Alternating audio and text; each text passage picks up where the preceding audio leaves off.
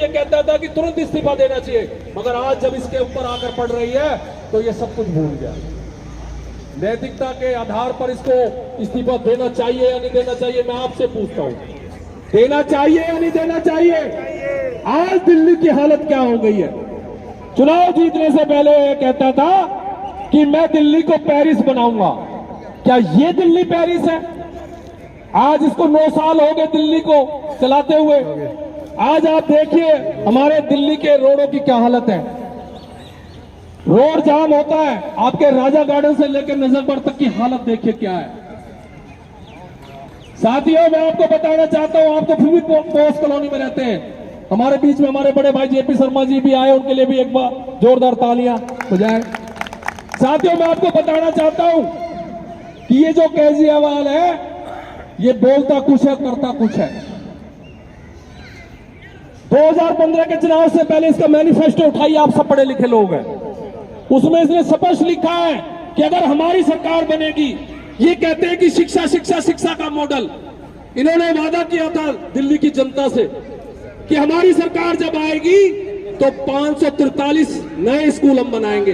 भाई साहब, ये महावीर फौजी आंखों में आंखें डाल के बोल रहा है इन आम आदमी पार्टी के लीडरों से। उठा के देख लिए, मैनिफेस्टो में रिटर्न में होती है कोई भी चीज। मगर मैं आपसे पूछना चाहता हूं, पिछले 9-10 साल के अंदर चैलेंज है केजरीवाल को और उसके विधायकों को, अगर 10 पूरे नए 10 स्कूल बनाए हो तो। साथियों, उन्होंने वादा किया था दिल्ली की जनता से, देखिए पूछना पड़ेगा, जो सीट पे होता है उसे पूछना पड़ेगा, उसे हिसाब देना पड़ेगा। आज देश के प्रधानमंत्री नरेंद्र मोदी जी है, कोई भी सवाल करे उनसे कि भाई आपने 10 साल में क्या किया। मैंने तो आपको कुछ ही बातें बताई है, बहुत सारी बातों की मुझे भी नॉलेज नहीं है। प्रधानमंत्री जी ने बहुत काम किए 10 साल में, मगर मैं कहता हूं कि इसने 10 साल में 9 साल में सिर्फ 10 काम गिनवा दे। भाइयों, जो उन्होंने वादा किया, जो यहाँ पे दिल्ली की जनता को धोखा देकर जो इन्होंने सरकार बनाई है, मैं आपको बताता हूं फ्री का जो चूरण है। इन्होंने कहा था कि 20 नए कॉलेज बनवाऊंगा मैं दिल्ली में। मैं पूछना चाहता हूं, पूरी दिल्ली में अगर कोई एक कॉलेज बना हो जब से इसकी सरकार बनी है? यहां पे हजारों लोग दूसरे प्रदेशों से आते हैं। स्वर्गीय श्रीमती शीला दीक्षित ने जो काम किया था उसी को ये खा रहा है। और देखिए, बड़े मजे की बात बताता हूं, ये बात करता है बिजली की। इसने कहा था कि अगर हमारी सरकार बनेगी तो हम बिजली का ऑडिट कराएंगे। साथियों, मैं आपको बताना चाहता हूं, ये आपके खून पसीने गाड़ी कमाई का पैसा है। आपको मालूम होना चाहिए, पूरे देश के अंदर सबसे ज्यादा जो टैक्स भरते हैं वो हम दिल्ली के लोग भरते हैं, दूसरे नंबर पे मुंबई को छोड़कर।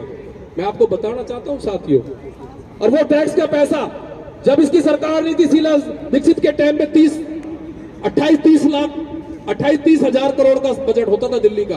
आज 65-70 हजार करोड़ बजट है। कहां जा रहा है ये पैसा? विज्ञापन कंपनी बना रखी है साथियों इसने। गोवा में जा रहा है, पंजाब में जो है चुनाव लड़ा जा रहा है दिल्ली के पैसे से। साथियों, मैं आपको बताना चाहता हूं, इसकी करनी और कथनी में फर्क है। जब कोरोना काल लगा हुआ था, जिस समय में मुख्यमंत्री की जरूरत थी, जिस समय में दवाइयों की जरूरत थी, डॉक्टर्स की जरूरत थी, उस समय ये क्या काम कर रहा था? शराब नीति बनाने का काम कर रहा था साथियों, शराब नीति बनाने का। और पंजाब में जाके कहता है कि मैं पंजाब को नशा मुक्त करूंगा, और हमारे दिल्ली के नौजवानों को नशे में धकेलने का काम किया। एक के साथ एक फ्री देने की बात करी साथियों, और आज उसी का फल है। कहते देर आए दुरुस्त आए, कहते भगवान के घर में देर अंधेर नहीं, भ्रष्टाचार किया और आज ये तिहाड़ जेल में है। मैं तिहाड़ गांव का ही हूं साथियों, और तिहाड़ गांव में हमारे गांव की जमीन में बनी है तिहाड़ जेल। तो साथियों, वहां पे आज वो आराम कर रहे हैं। साथियों, बताने के लिए बहुत सारी बातें हैं, समय बन चुका है। बहुत बढ़िया प्रोग्राम हुआ है। सचिन भाई के लिए एक बार जोरदार तालियां। और हम भाई से, जेपी शर्मा जी से अनुरोध करेंगे कि वो मंच पे आ जाए। भाई मुकेश मिश्रा जी आए हैं, उनके लिए भी हार्दिक अभिनंदन, हमारे जिले में उपाध्यक्ष, तो कृपया मंच पे आ जाए।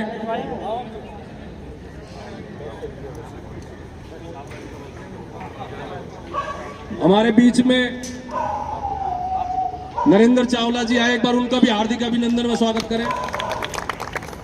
उर्मिला चावला जी हमारे यहाँ की निगम पार्षद है, एक बार उनका भी हार्दिक अभिनंदन स्वागत करें।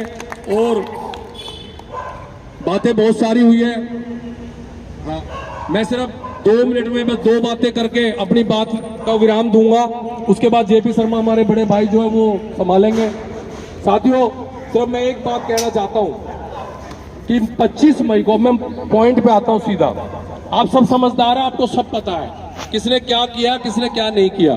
भाई मैं इतना ही बताना चाहता हूं कि 25 मई को भूलना नहीं है, क्योंकि आप लोग सारे जो है बढ़िया कॉलोनी में रह रहे हैं। मैं तो मोहन गार्डन में रहता हूं, मगर आपको बताना चाहता हूं कि जो वोट परसेंटेज है वो ज्यादा से ज्यादा होनी चाहिए, क्योंकि मुझे पता है कि आप सारे के सारे भाजपा को वोट करने जा रहे हैं, मगर कमी क्या रह जाएगी। एक पॉइंट बोलने से भाई गुरुजी, असली पॉइंट ये है सिर्फ, क्योंकि हम लोग जो है ना, आप लोग क्या करोगे 25 मई को, बहुत से लोग कि भाई गर्मी ज्यादा हो रही है तो लोग बाहर घूमने चले जाएं, कह रहे यार वोट कि मेरे वोट से क्या फर्क पड़ता है। मगर साथियों मैं बताना चाहता हूं आपका एक वोट अनमोल है। अभी जो एक नारा दिया है, अब की बार 400 पार, हाथ उठा के भैया समर्थन के रूप में, अब की बार 400 पार, अब की बार 400 पार, फिर एक बार मोदी सरकार। बस एक सेकंड, मैं ये कहना चाहता हूं कि आप लोग शपथ ले आ, नहीं एक शपथ, सिर्फ शपथ ले लो, नहीं दे रहा हूं मैं इसको, एक बार आप दोनों हाथ उठा के शपथ दे कि मैं वोट जरूर डालूंगा, 25 तारीख को डलवाऊंगा। सभी शपथ ले भाई साहब, मैं भी शपथ ले रहा हूं, ये जरूर दे। और सारे घरों से निकल के उस दिन सोना नहीं है, सबसे पहले वोट डाले। धन्यवाद, जय हिंद, जय भारत। के लिए बहुत बहुत तालियां बजा दो भाई। मैं जेपी शर्मा